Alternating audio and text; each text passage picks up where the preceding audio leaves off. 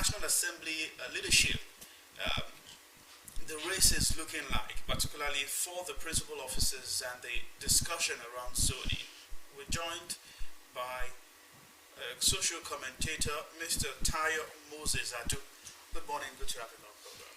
Good morning, thanks for having me this morning. The president-elect is getting back into the country today. Yes. And many have said what will be on the table for him is the National Assembly leadership talking about how to forge ahead, who gets what, which zone perhaps would also, be favored in the planning. Do you think this is also what it would meet? Of course, it's part of the deliberations, the agitations, on ground. So coming into the country, of course, even before he left, I'm so sure one or two people must have attempted making, overtures to him, probably to have his support for a particular position, or a particular zone, of the country to produce, what and, maybe this particular, position. So it's not, of course, unexpected that as he's coming into the country today, he's going to be meeting, people of different opinions, different interest groups as regards the leadership of the National Assembly. It is part of politicking. Will his contribution really sway the pendulum, or shift the pendulum right there for the 10th National Assembly? Well, when you talk about his contribution, I think already his contribution, even the 9th Assembly, his contribution was evident because so many of the people that were elected senators, elected House of Reps members were products of, Asiwaju political, institute. And so, when you talk about his influence, of course, automatically now he's even the president, elect of the country. You get it? So automatically he's going to be having an influence, on who emerges who in the, National Assembly, because of course you want to hit the ground running, and it will need, of course, not, the National Assembly is meant to provide check, and balance. You're getting it? But he's going to be expecting a National Assembly that will be ready to work, sharing the same vision of a better Nigeria, and not, a leadership that will come up, and want to work at cross, purposes with the presidency. So of course, he will want to have influence. But in the bid to have the proper checks and balance for the executive arm of government, do you think there is need for the president-elect's influence in who gets the principal post at the National Assembly? Yeah, well, I'll say yes and I'll say no. In an organized climb, where things are done, ideally, where elected officers are elected on the capacity that they possess, on what they have been able to do to impact in their environment. I'll say, of course, there is no need. But in a situation whereby there are people who vie for positions and the best, best exposed, tested and neglected, probably because of lack of, resources, or due to one or two factors. It could be godfatherism, and they'll pick a man of ineptitude, to go and represent them, in maybe in a particular constituency. So in situations like that, which means we are still, our democracy, we are working, we are growing, we are growing, a nation. And so in that wise, I would say that there might be nothing bad for a president that is determined to have a positive impact. Because when you have, for example, when you have a Senate president who has an ulterior motive, who is a kleptomaniac, you understand, who is only interested in amassing wealth and not about, transforming, changing, improving the lifestyle of the citizenry, automatically it's going to affect, because there are some bills that will be sent, from the presidency, to the National Assembly that the leadership of the National Assembly, of course, can kill, not permitting such bill to see the light of the day. And if the national leadership does not have the national, consciousness of patriotism, of making the country a better place, of course, it's going to be, at adverse effect, to the generality of the country. And a visionary president, like the one that Nigeria as elected now, that's talking about, Asiwaju Bola Ahmed Tinubu, I don't think you want to leave, that, to chance. Does it also mean that a president will always be right when it comes to, pushing things to the National Assembly? And when you talk about all of this synergy and all of that, many will begin to wonder, will that check and balance even really be there when the influence will be also much? No, you have invited me here to chat, a course, we have a topic we're discussing, does not mean that I am expected to express your opinion. It doesn't mean, of course, there are several people. Who did take the pipe at the same place? No, but not in all cases. In a case like this, when you talk about somebody who was elected or who has been elected as a senator of Federal Republic of Nigeria, ideally pedigree should have set him before his election. So it's not someone that a president or a sitting president would just sit and give instructions to. But you're so that is it. The ideal is not there. I said giving instructions, and that's why I said depending on who is coming or showing interest, to emerge or that want to emerge as a Senate, in terms of Senate leadership, the National Assembly leadership. Okay, the thing is, we keep saying insana climbs, when it comes to following due process and doing things. So, insana climb, this ought to be the due process. But because it is here in Nigeria, then we have to, bend a little, all that. Then when do we get to be sane? No, I didn't. Sorry, I didn't say we have to bend. Okay. You asked, a question was put across to me. Yes. And I said it is yes, and it is no. Yes. And I said yes if we're in a sinner climb where pedigree, where capacity were put actually where the yardstick that formed the elected people to have been elected. Mm-hmm. And I said unlike here excuse me, no, meaning we are not yet there. Like I said, we're deceiving ourselves.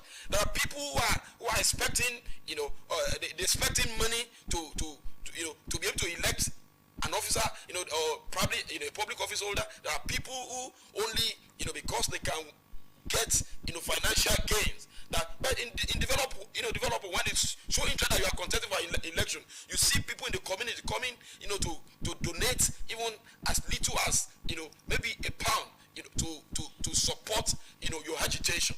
But it's only if you look at that vis-a-vis our experience in Nigeria, it's different.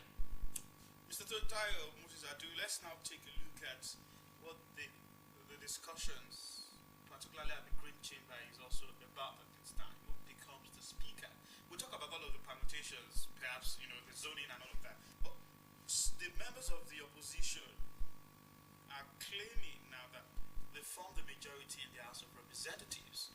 When you take a look at, after the supplementary elections, they've even gone ahead to hold meetings to say, look, we have this number and we are gunning for any position that we want to in the Green Chamber. Do you think the APC will have anything to worry about? I don't think APC as an organized party will have anything to worry about. They have because the numbers. They say they have the numbers. No, they say they have the numbers. Don't they? They say they have the numbers. INEC has not published an updated list. Of course, they've looked at the results of the supplementary elections that have been held, and of course the parties that won in some of these places, and they went into a closed-door meeting. That's the position of the caucus. A member of the elect of the Anambra State, he says, Honorable Victor Afamogene, says the Constitution of the Federal Republic of Nigeria permits anybody to gun for any position, particularly at the leadership position at the National Assembly. But there's a tradition. But there's a tradition.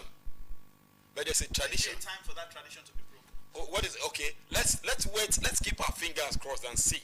But I'm telling you, imagine the leadership of the National Assembly, either the Green Chamber or the Red Chamber, goes beyond just arithmetic number. It goes beyond that. It's about politicking. It's about getting across to people. It's about reaching out and looking at what is in it for us, not just about some individuals or personalities that felt, oh, we have numbers, this is the number, this is but it gets to a point that you look at the area where you are coming from. What are your people expecting from the sitting government? Are you getting the incoming government? How would my decision, how would my participation in this voting process of, imagine, electing the National Assembly, or, the Green Chamber leadership, affect what, should go to my people.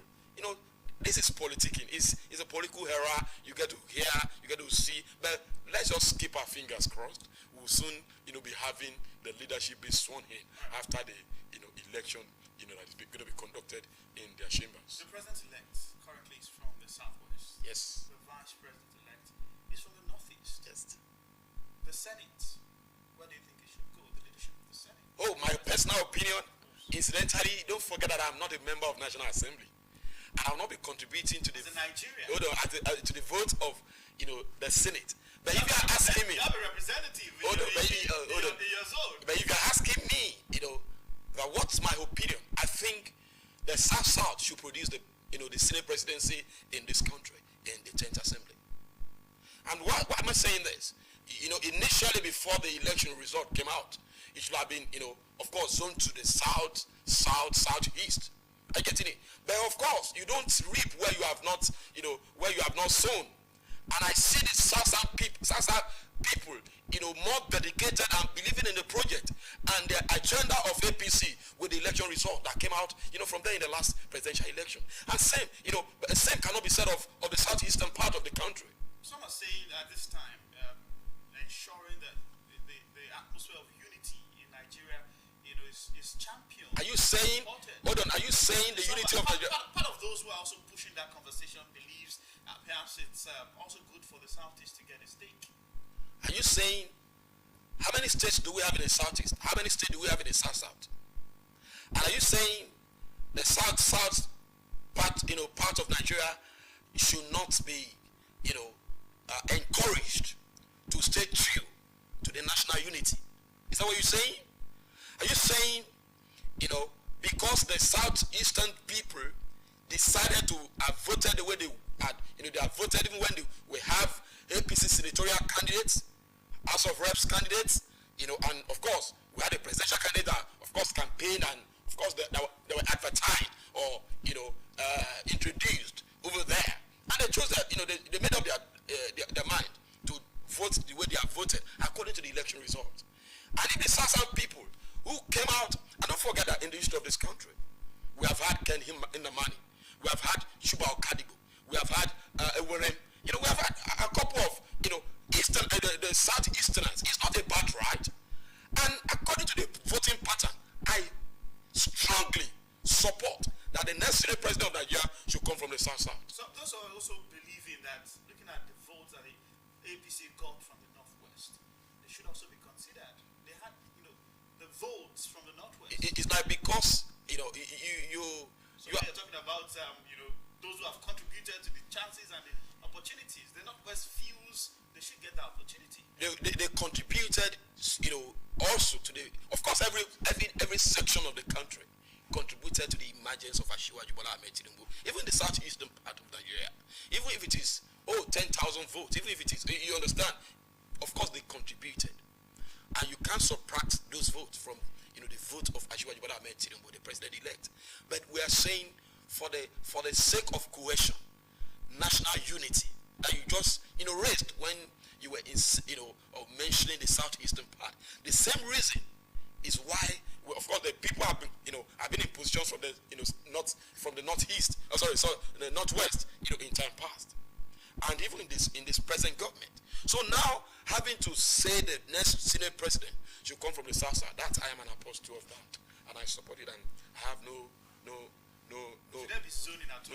regret. No, if you're talking, you're bringing it up. I am not the one preaching zoning. Do you think all of these permutations should be left to zoning in the first place? You see, I believe in capacity. I believe in competence. But in party structures, zoning arrangement is made in order to make sure there is cohesion, and that is why you have federal character in the constitution. You cannot just have, for example, the electoral commissioners, cannot just come from the same, same state. Why? Why don't you say because competency is what? Are you saying from those other states there are no people who are competent? Are you saying there are no people with capacities? So if we now look into this, and zoning is an agreed, is an agreement within the political structure that, to ease the tension, let us zone this. But now when you go towards this zoning, of a thing, we should be going, talking about the best. When APC was to have its primary, you understand? Some people believe that the presidential position should be zoned to the south. But there are people, Lawan contested as a northerner against, the other contestant. He was there, and he's a northerner, which means he didn't believe in that zoning. And of course, the president-elect now never said they should give him, the ticket because he came from the, southwest. He said, let the most popular, candidate emerge. Capacity. Let people who have built bridges, across board. Let such, emerges, so that winning the election will not be a problem. And that also happened. And he went into the election and he defeated them all. So if you're talking about zoning, if it's an agreement between, the structures, of course, it's a welcome, development. But not on the altar of zoning that capacity, should be jettisoned. No. I want to see a Senate president that will put the presidency, on his toes. Of course, yes, that's what we want. And that's why, if you're asking me, there are competent senators that have been elected from the southern, southern senatorial district of this country. And I support, one of them to emerge as the Senate president. In other words, that means you wouldn't also mind if there is an emergence of a southeastern someone, senator emerging as the Senate president. I don't see any southeastern senator who is more competent. Imagine as a Senate president. If you're talking about capacity and competence, we should look towards the south, and because we should appreciate the fact that they supported the party. For the first time, they came out to say, we identify, we can now see what we have not seen before, in your political party, and we are voting for you. So for such, people, there should be appreciation, massive, appreciation to say, no, we are not ingrates. Those who did not support this time, they can also be perhaps, rewarded to say, look, perhaps you should think again next time. The rewarding for those people who did not support will be because of maybe some infrastructural development that will be, shared towards that angle. Before you leave that place, go and check records. What the administration of Buhari has done to the eastern part of this country. What was the result for his party at the last presidential election? So, for the speakership, we're out of time quickly, because we're supposed to talk about the principal offices, but of course we're limiting it to the leadership, the top post. For the speaker, so many names have also been coming up. We have people from the southwest, south, southeast, northwest, north central, saying something. You have people from the southwest? Of course. People. Can you check? There are representatives from Osrc State that are also going for some of these positions. Not a speakership. Go ahead. Go and check. You see the names coming up. So, for you, where do you think all of these things should go? No, of course. Just in about a minute. Yeah, of course, the leadership of the party has the capacity, to resolve whatever, like I said, whatever is of course, aspiration and agitation of these people. Of course, and every elected member of the National Assembly has a right to say, I want to be the speaker. I want to be the chief whip. I want to be this. But that's where the party structure comes in. And whatever the party says, okay, it is only probably if there is an agreement of zoning, then they take their, that part and they go into voting. And whoever emerges, is the Speaker of the National Assembly. All right, we're totally out of time, but we hope, or we know that events in the political space in the days ahead will, change the course. It will give clearer picture, and we'll be able to still talk more about where who gets what is heading. Thank you so much, Mr. Tayo Moses Adu, for coming on the program today. Thank you for having me. Charlie, that's where we say our byes, right? Yes, how time flies, the conversation was so engaging, and we almost forgot what time was. Well, it's nice to have you also enjoy it with us for today, the 24th day of April 2023. Don't forget that Wednesday is going to be another time with AM Today. My name is Folashade Ogidon. All right, Mr. Hida Aribisala, you're still enjoying the holiday or eating the road today? Yes, what resumes tomorrow for many. Bye-bye. Enjoy your